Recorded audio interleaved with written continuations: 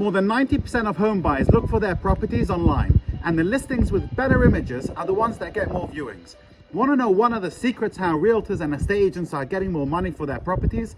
Then watch on where I discuss how you can make a very lucrative income staging homes beautifully, make them look $1 million, and charge a fortune for your services. Hi everybody and welcome back to my channel. In this video, I'm going to discuss how you can start a home staging business, what a home stager does, and the numbers, how much money you can make doing this. And the best part of it is, you can start this business with no money. Yep, that's right, this channel is all about business ideas you can start with little or no money. Like this one, or this one, and so many others. So make sure you're subscribed and have pressed the bell icon so that you get notified next time I post a video of a business that might be right for you. Do you know the average price of an apartment in central London is over £1.1 million, and a house over £3 million? And the pound being in the shitter it's in, that figure is almost the same amount in euros and dollars, give or take a few numbers.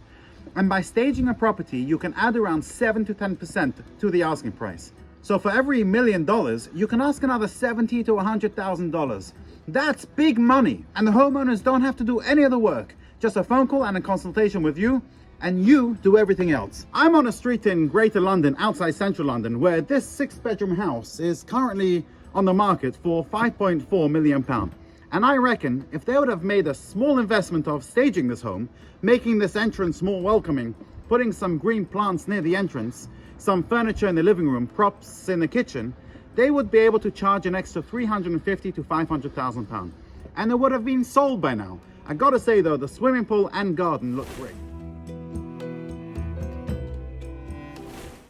You're essentially renting furniture and props like mirrors, wall art, plants, etc. to an empty home as to enhance its attractiveness to potential buyers, show its full potential, and get the maximum asking price.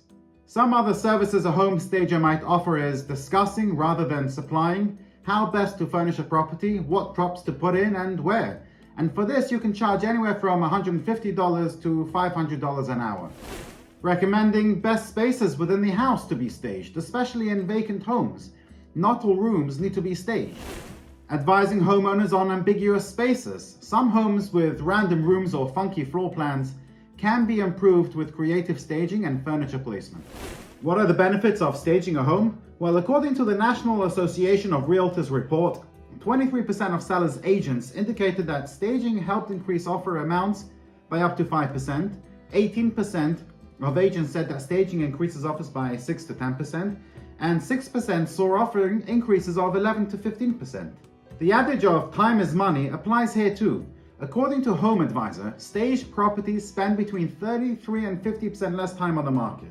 Now, when it comes to home staging, there are different avenues to make revenue. If you don't have money to invest when you launch, you can be a consultant by just advising what kind of sofa to put in the living room, what props to put in the kitchen, and maybe the kind of plants to put around the home, etc.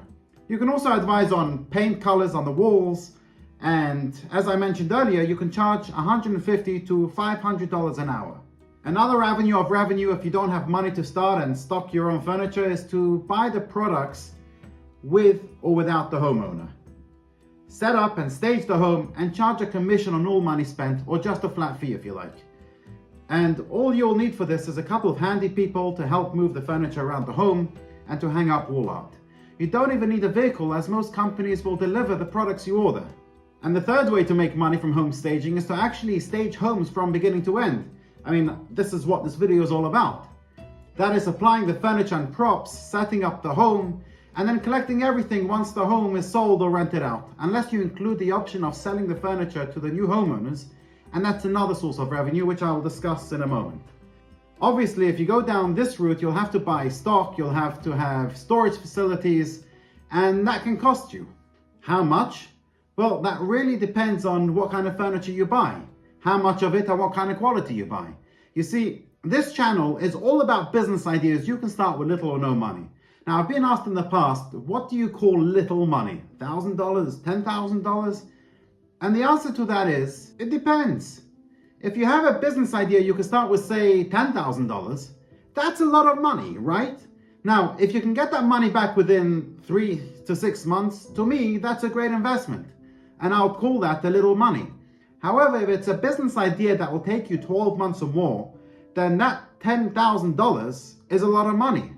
And in this business, the returns are huge, and you can get your investment back from just a couple of rentals. You see, the average price for home staging is between $400 and $800 per month per staged room. And some stages are even charging up to 1% of the sale price. So if a home was for sale for, say, $300,000, you would charge around $3,000 for a few months. And for higher end homes, your fees would be a lot more. And as I said earlier, a lot of stages put price tags on their furniture in the homes they stage, so new buyers have a choice to buy some of the furniture or props. And that's another additional income. And you won't have to pay your employees to collect your furniture at the end of the rental period. You just go buy yourself another pair of Gucci shoes. Another service you can offer is setting up Airbnbs. And just like selling and renting homes, nicely furnished properties, and in this case an Airbnb, adds appeal and price. So Airbnbs would benefit from higher occupancy and higher nightly rates.